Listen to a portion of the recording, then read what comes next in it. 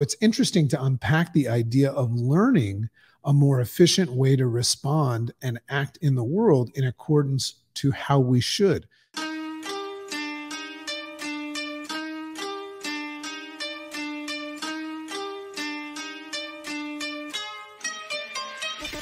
Great morning, world! Welcome to the Rise Up with Dragon podcast with your host, Dragon! Great morning, world. Your boy Dragon is back. Welcome to another Rise Up with Dragon. Just as a quick reminder, it is the goal of this podcast to remove the blindfolds of your program mind and widen your field of consciousness so that the full spectrum of your great potential becomes available to you. We do this with our podcast, weekly blog called The Dragon's Lair, one from the vault. And if you want to subscribe to that, you just have to go to riseupwithdragon.com and look for that, as well as our upcoming online courses and, of course, the pending book that is coming out as well. So I want to welcome everybody to another edition of the Rise Up with Dragon show.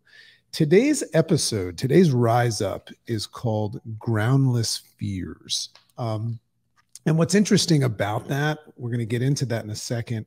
I just got back from a 2-week trip sabbatical to further the goal of getting our little daughter here. I just got back from a 2-week trip to South Africa. So I'm a little jet lagged today, and just always interesting to move from one reality and focus to another. So I'm back in the saddle here. I did work while I was there and I stayed healthy and everything like that, but just different environment, different living, different bed, different food, all that stuff. So when I come back here, part of me is very excited to get back into structure, very excited to, get back in the saddle and start doing my rise ups again. It was very hard to do it out there because we had this thing called load shedding. I don't know if you know what load shedding is, but apparently the power grid in South Africa was not made to handle the usage that is demanded upon it. So the way that they compensate for it, rather than fixing the power grid, is just every now and then they just randomly turn the power off. And it's called load shedding. They shed the load of the power. So it's interesting there. A big part of what I talk about is recognizing things that we're in control of, things that we're not. We're not in control of power over there. It could be taken away from you at any time. Now, you could go below the line and become a victim of that, or you could look at that and say, what an awesome opportunity to practice my craft of taking control of how I respond. So it doesn't make for a good podcasting scenario when you don't have power. You don't even know when the power is going to go out. But my point is this: as I come back here, part of me is excited and getting back in the saddle, but another part of me has some fears about it because I got 2 weeks accustomed to not going live, not doing all this stuff. I did my rise ups every day, but I wasn't taking that extra step of explaining it to people, putting myself in that uncomfortable position of going live, which is a big part of what I'm hoping to share with people. It's one thing to have an idea. It's another to unpack it and write it down and explain it to yourself, but then to pay it forward and share it with other people and put yourself in an uncomfortable position of growth via doing this live can potentially be a frightening thing. So today's episode and today's Rise Up was stimulated by this. Like, on what grounds do I actually have the right to claim that I'm afraid of this? So that's where this was motivated. So a lot of people ask me very frequently what I'm reading. So what I want to do is I always like to share that. I love, and I got the tip from this book because I follow the Daily Stoic, Ryan Holiday. Big fan of Ryan Holiday. If you're not already following him, follow him on Instagram, the Daily Stoic or Ryan Holiday. He's just written so many great books, and I'm reading one, actually doing an Audible. What I like to do now, and a big shout out and thanks to Jim Quick, who taught me how to retain more information and also speed read. I like to read a book a week. This is going to be an interesting one to read in a week. It's pretty big. but I like to read a book a week, but also while I'm exercising, I also do an Audible. So I realized that I'm actually reading almost about a book and a half a week. So anyway, what I'm reading this week, actually, I'm not reading, that's a lie. I'm not reading this week because the nature of this book, The Daily Laws by Robert Greene, is that, and I love this idea, he's actually created 365 laws.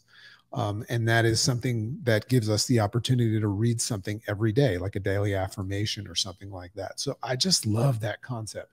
So I'm actually looking to figure out, I just realized in this moment right now, I'm going to figure out what book I'm going to read this week. In addition with the Audible, but I just want to share this with you because I've already peeked in and I did today's and I done a couple days. What I like about that, big props to Robert Greene for that. I love the idea, like today's, I'm recording this podcast on the 18th of October. I love the idea that I can go in here and read October 18th. And if I follow through and read this every day for a year, 1 year from now, I will finish with October 17th. I love that idea. As a matter of fact, one of the book projects that I'm working on is to share all of my rise ups, which I have way more than 365. So in any case, love that. And case in point, I've been reading a lot and studying a lot over the past like 15 years on Stoicism and that philosophy. So I was thinking about this. You know, one thing you'll notice when you read about Stoics, and this before I get into my rise up, is they all have names. Like they all have these names that depict what they were great at, you know, like, you know, Socrates, the question asker, and things like that. You know, they all have these amazing names. So I always thought to myself, and I want to encourage you to do this as well. I wanted to give myself a name. Like if I was going to have a Stoic name, I wanted to know what would my name be. So I started playing around with looking at my superpowers, looking at what it is that I do on a regular basis, looking at my comfort zone of what it is I'm doing for all of you. You know, I'm a writer and all that stuff. So I came up with a couple of ideas. The first idea, and this is fun for you to do as well, and because if you can't figure this out, you might want to check yourself and find out what it is that you are good at. So I came up with Dragon the Observer, right? I love that. I love to observe things, and I think that's a big part of what I do. The whole idea of my IRS, the interface response system, is about changing the way we look at things so that the things that we look at can change and therefore open a space for a more efficient and effective response system. So Dragon the Observer. So maybe one day that I'll be known as that, or maybe Dragon the Pauser, right? I don't like that perhaps because it's close to poser, but I love the idea of the cognitive distancing, practicing pausing, you know, distancing yourself from things. You know, the great Stoics taught us for the most part, it's one of the things that I just took recently, for the most part, how we should act in the world. This is an interesting concept. This was really inspiring and motivating for me. Think about this. You know, if you're studying Buddhism or Stoicism or any sort of philosophy, or even going to some sort of an event, what you're finding out is you're hearing a lot of things that you can do that depict how we should act in the world. So it's interesting to unpack the idea of learning a more efficient way to respond and act in the world in accordance to how we should. This is a big breakthrough for any of you that have cool ideas or that coach or teach other people. I think it's important that we always recognize, am I telling people unconsciously, because our intentions are good. Sometimes I question whether or not, am I telling these people the way that they should live, the way that they should look at life? It's not my intention. You know, it's kind of like someone that goes to a personal growth event. Think about this. All these amazing personal growth, Tony Robbins and all these guys, Grant Cardone and all these people. It's like someone that goes to a personal growth event and learns how to break through to a new leveled up version of themselves so that they can do a better job at following the herd, right? So a lot of times I think it's important to just unveil that. You know, what I love to do is remove the blindfolds and help people, you know, become more conscious to things. You know, for the most part, I think we're sleeping through life. So I love the idea of saying, am I just learning how to be a better human in accordance with the herd? right? On what's normal. So you can see that I'm wearing one of my new shirts. This is actually a Dragon original, and it just says abnormal. I think abnormal is a lot cooler and more effective if you want to do great things in the world than normal. So thinking about the power of the word should in self-development and personal discovery and growth. I just love to think about that word should. So in my pause, after I feel that vibe or hearing a should statement, like very often I'll listen to personal growth or I'll watch a TED talk or anything like that. And I'll just feel this vibe of somebody telling me what I should do. And I practice, one of my IRS techniques, and I say, and I said, says who? I think it's a great question to ask. Says who, right? I teach my kids to question everything. So I like to do that with whatever I'm learning. When I read a book, say, okay, interesting. Says who? Check the facts. We're going to do that a little bit today with groundless fears, but I also like to do that with myself. So it's not my intention. Here's my carpet statement right now. It's not my intention with my interface response system to share strategies that you should practice. I want to replace the word should with could. For me, what it is that I'm doing and sharing is it's more about creating the potential for your could rather than your should. So my intention is to share a more efficient way that you could respond, right? It's an opportunity, it's potential. A more efficient and effective way that you could respond and go at the world in full accordance with your goals and dreams, if you're into that sort of thing, because readiness is a very important component of it.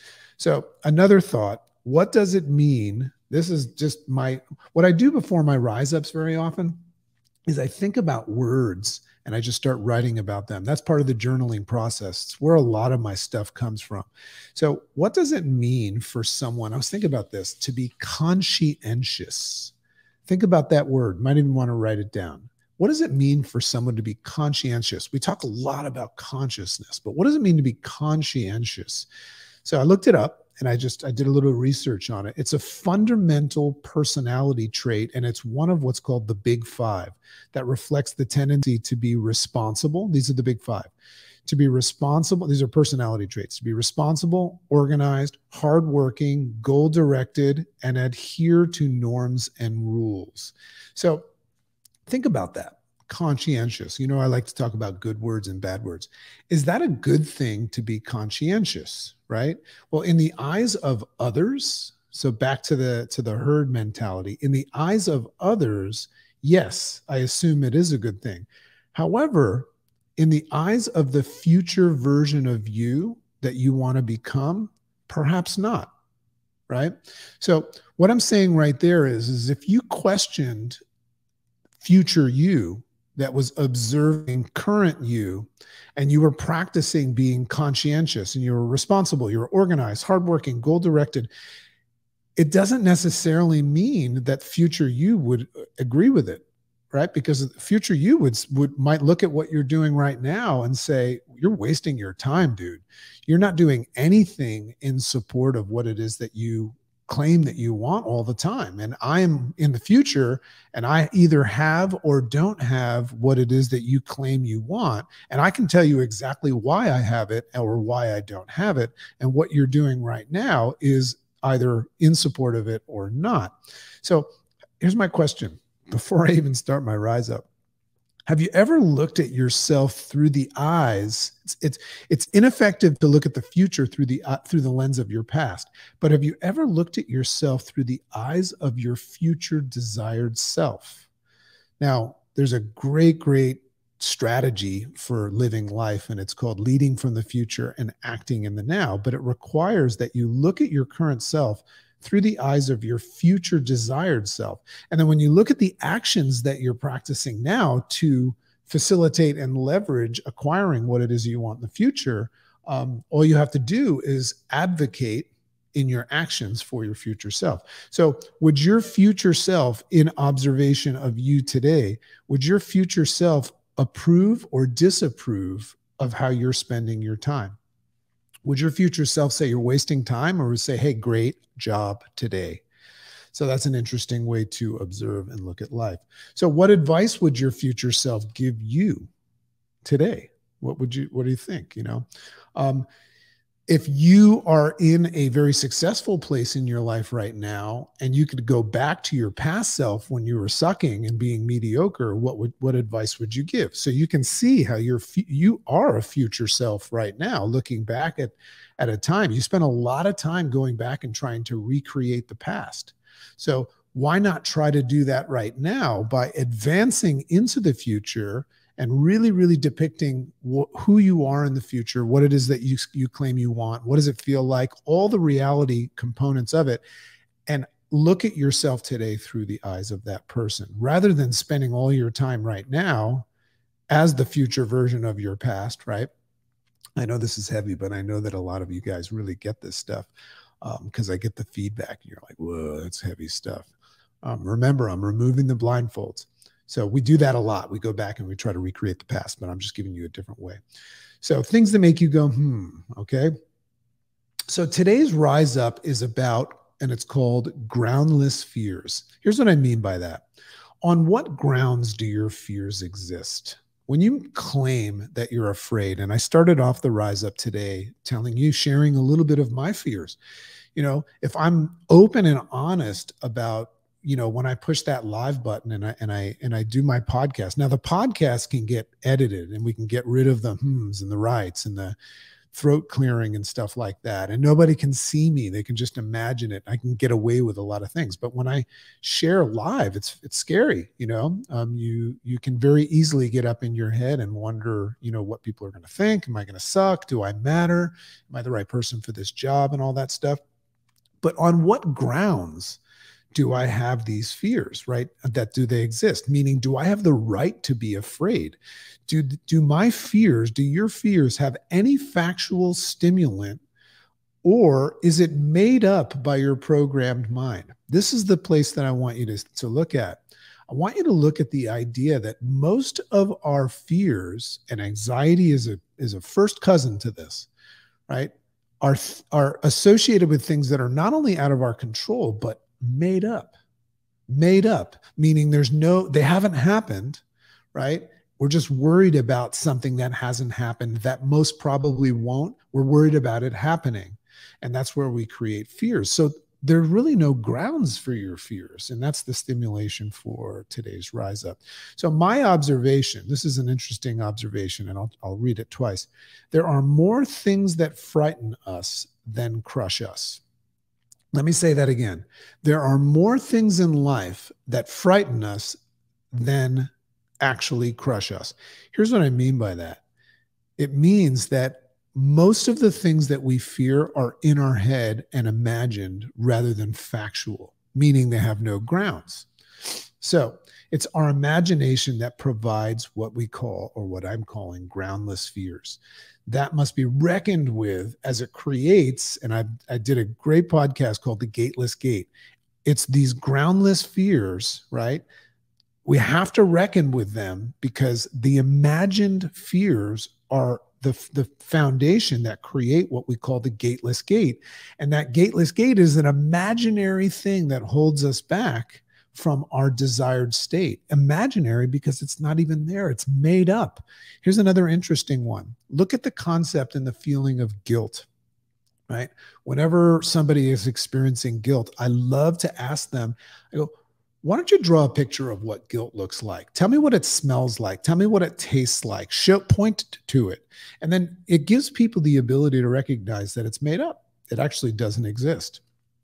So, that's the area that I want to go with groundless fears. So the great Stoic philosopher Seneca, I read from Seneca all the time. Love Seneca.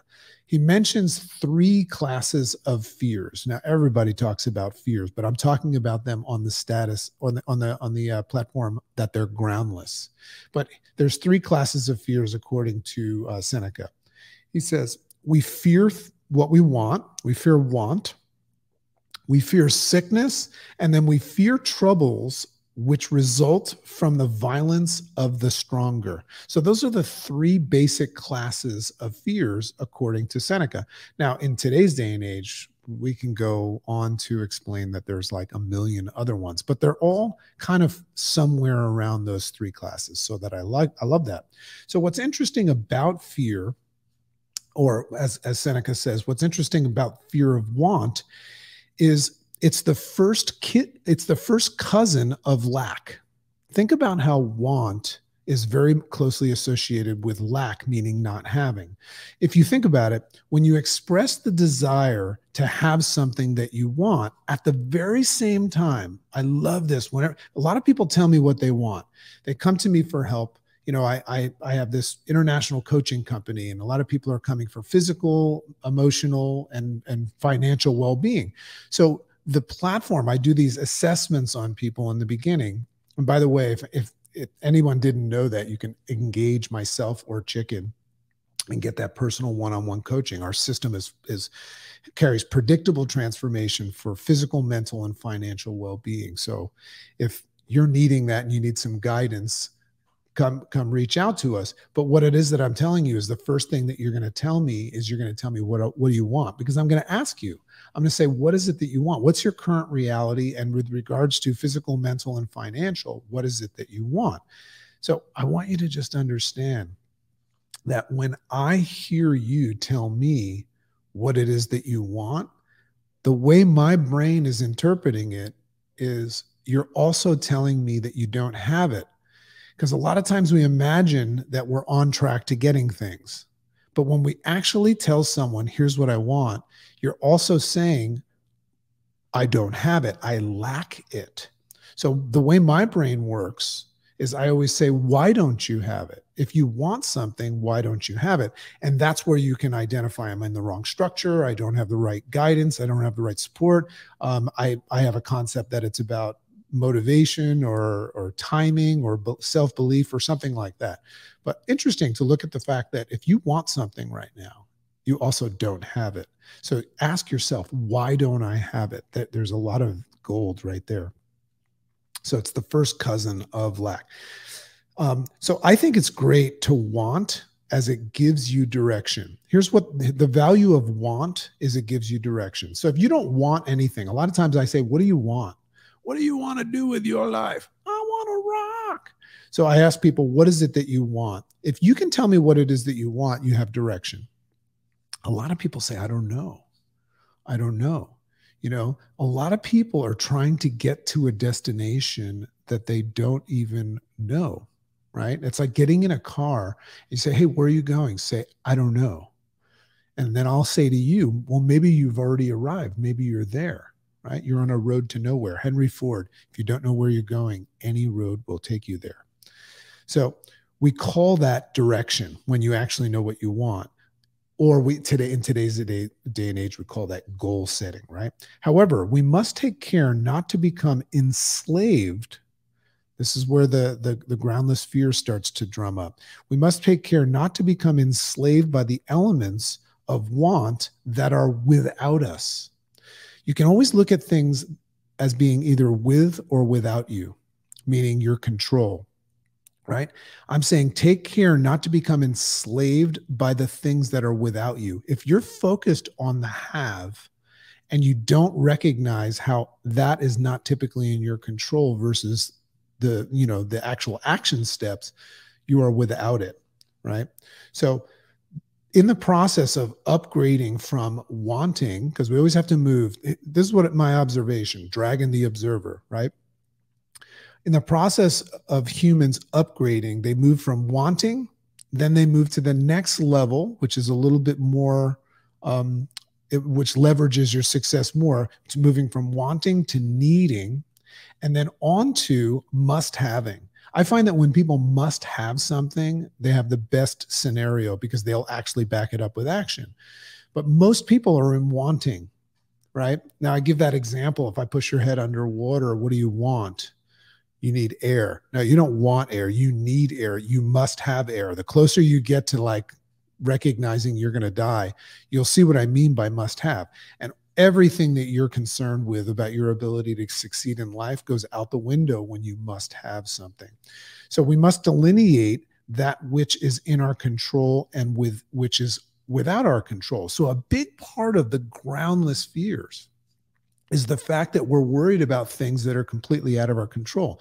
As a matter of fact, as somebody that has experience and still, battles with extreme anxiety, I find that anxiety is a feeling, which doesn't indicate something real. It's a feeling that's associated with me trying to control uncontrollable things.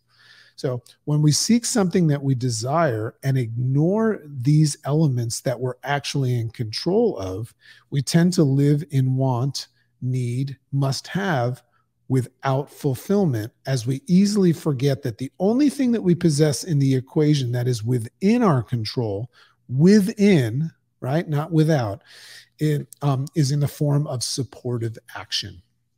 So it's okay to have direction and want and need and must have and be able to see that. I like to call that your true north, right? Or your North Star. A lot of people refer to it as that. That's the direction that I want to go, but that is not in my control. The only thing I'm in control of is actually leveraging that into existence with the actions that I can consistently perform.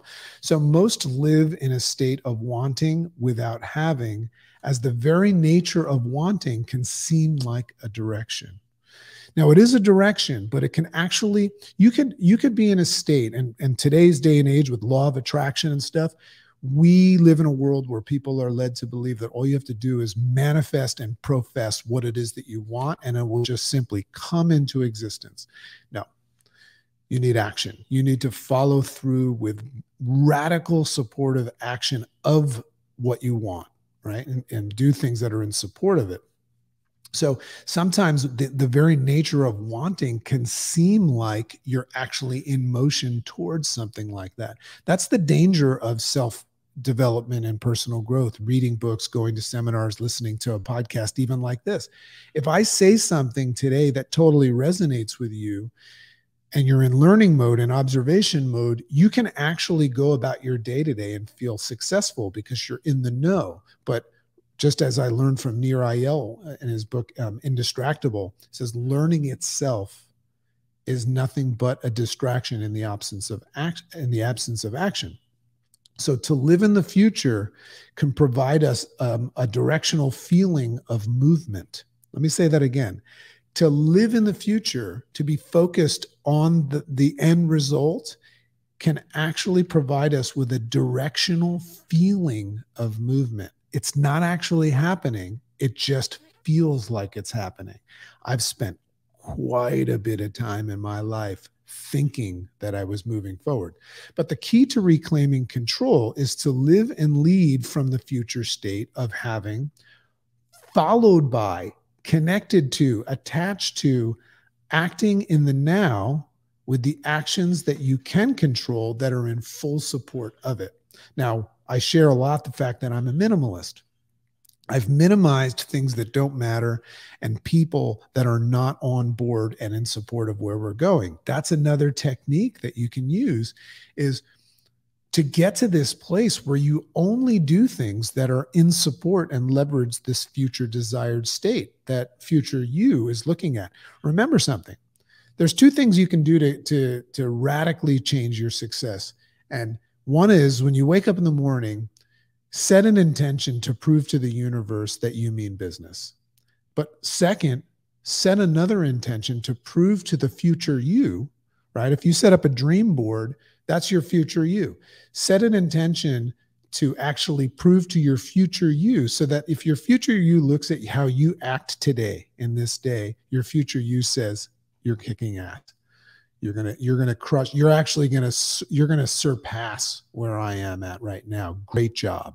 You should only be focused on God, the universe, and future you, and in accordance with the things that matter most. If you're caught up in any other stuff, it's just bullshit. So when asked what you do, you can therefore, by saying, next time somebody says, what is it that you do? As if it matters that you explain it to them, unless you're networking. But you can respond by saying, I take action in full support of what I want, right? That's what I do, right? But it's different if somebody says, what are you, who are you? Who you are determines how well what you do works. But I take action in full support of what I want. Therefore, I say that wanting, here it is, wanting and needing something without supportive, consistent action is groundless. You have no grounds to want, need, or must have something if you're not in action and supporting it. Let's look at the idea of the fear of sickness. A lot of people are afraid of being sick. The fear of getting sick is groundless in the absence of the act of caring for your body, mind, and spirit. When people tell me they're worried about being sick, mentally unstable, or broke, yet they're doing nothing to change that, groundless. So sometimes what I'll say is there are no grounds that support your fear. You have no right to be afraid, because the truth is that's not what you're afraid of. To the individual that fears sickness associated with their circumstance of living unhealthy or in a state of lack in practicing healthy habits, I say that is groundless. Sometimes I like to ask myself, remember, this is never about others. It's always about us, right? I like to ask myself whether or not I have the right to worry about something when I'm not doing anything about it. So here I am. I came to this podcast this morning and I was a little scared. I was a little nervous. I was wondering if the jet lag was going to affect me. I was wondering if I was going to get scared and fuck it up or something like that. I mean, that's just the truth. You know, I don't know about everybody else, but I'm human, and every now and then I get afraid of things. You know, as a matter of fact, I typically wake up. That's why I put myself in structure to deal with that. But I like to question myself if I have any grounds to be afraid of that. And then what I'll do is I'll say, not right now, because you haven't taken any action. Like if I go into full on action today and I go into my structure and everything that I know works and I'm still freaked out at the end of the day, well, then I start to have a little bit of grounds, right? It becomes ground full rather than groundless. So your fear is more associated. Here's the takeaway. Your fear is more associated with the fact that you lack action and responsibility in support of what it is that you're worried about and what it is that you think you can't have. That's your true fear. You're afraid of yourself. And it's because you're not in action. That's why they say you just got to show up. You just got to take one step forward, one little thing at a time. And then all of a sudden, all those things go away. The quickest way to cure fear and anxiety is go into action. The truth is that the person that's action-oriented with no quit in them can acquire anything.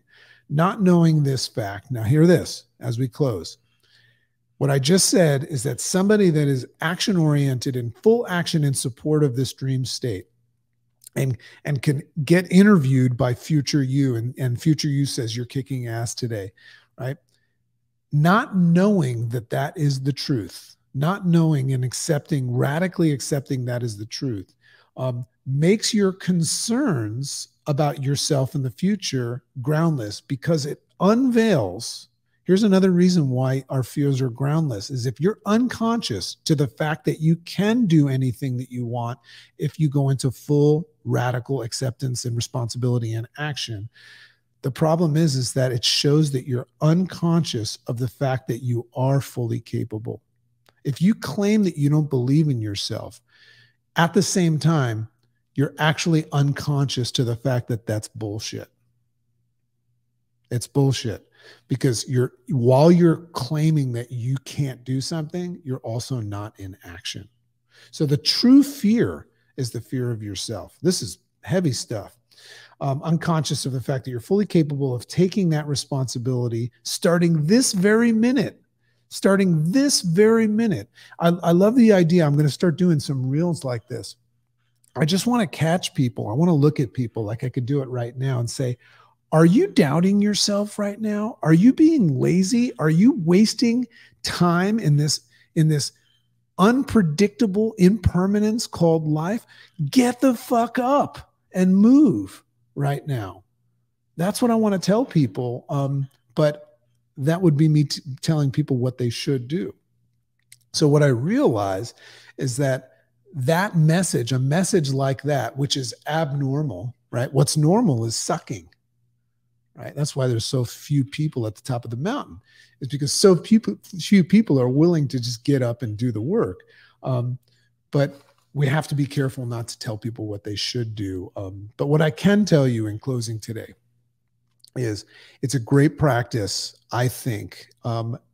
And this could create, here's the could, it could create a different situation for yourself. Because if you're continuing to try to move forward and it's not working, you're probably unconscious to a couple of these things that we brought up today.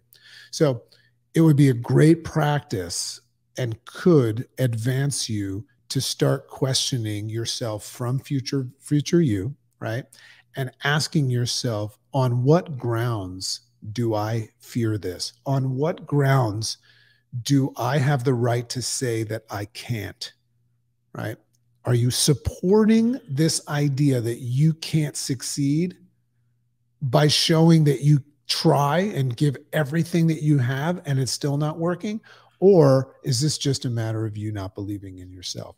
And remember, one of the biggest misnomers is the fact that believing in yourself, timing, and motivation have anything to do with your future success. They have nothing to do with it. All you have to do is know exactly what you want, why you want it, what its value is, and then go into full control mode, doing things, action-oriented things with consistency and practicing discipline. It gets easier as you go, that are in full support of that thing that you want. In that place, you can do anything that you want. Outside of that, groundless. Your fears are groundless. So love and appreciate you all. It's great to be back and living an abnormal life. Abnormal because living normal is just crap, right? Living normal is crap. Here's to the crazy ones. Guys, we're in the top 1% of our podcast right now. Well over 60,000 downloads a month. Very, very excited and thankful. A lot of gratitude. I hope that this stuff is landing for you and that the blindfolds are coming off. Makes me feel good about myself and gives me self-worth and significance, as we all want. So love and appreciate you. Have a wonderful, wonderful day. And you can follow me on Instagram, Rise Up with Dragon. Remember to get on our weekly blog, The Dragon's Lair, One from the Vault. Just go to Rise Up with Dragon and look under blog, and it'll teach you how to subscribe to that. That's additional information every Monday. One will be coming out actually today at the time of this. But love and appreciate you. Have a wonderful day, and here's to your success.